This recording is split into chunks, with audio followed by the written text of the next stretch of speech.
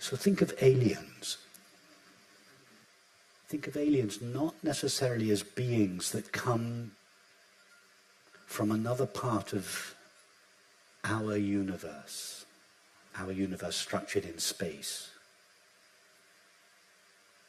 Think of aliens as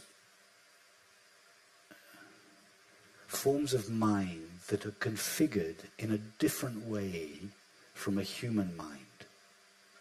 When the human mind thinks of such a mind, they tend to think, oh, they live a billion light years away. That's just us trying to accommodate the idea of another kind of mind within our space-time framework. But maybe what we call an alien is not a being that exists in our space-time framework a billion light years away from us. Maybe it's a different kind of mind that doesn't exist in our space-time, but occasionally slips into it. Or occasionally our mind expands and is able to perceive the alien that it is not normally able to perceive.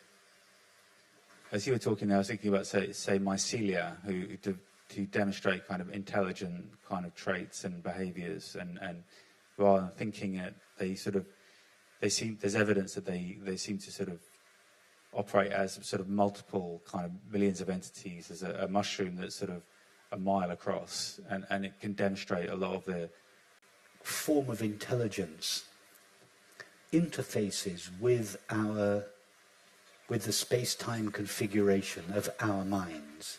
It appears as these mycelia are own, but that's just the way our minds render this particular type of intelligence. So what we are really seeing is not what is really said. We're just seeing a cross-section of the intelligence that is there, that is discernible by our senses. What we're really seeing might just be a cross-section of a much larger intelligence that our minds... Remember William Blake, every bird that cuts the airy way is an immense world of delight enclosed by the five senses. So every bird, every object that flies through the sky, or by extension any object, is what he called an immense world of delight, an activity of infinite consciousness. But it's our senses that enclose that activity and make it appear as a bird or a glass or a table.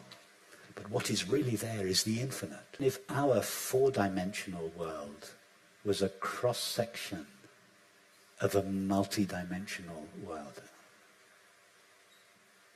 so when we take a cross-section through a physical object, we get a plane. But imagine if this three-dimensional world was itself a cross-section through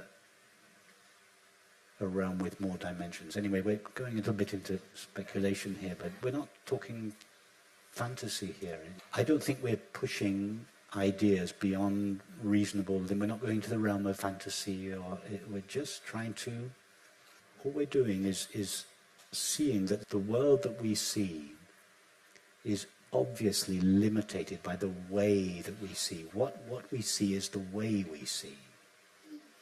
And our view of reality is limited by our sense perceptions.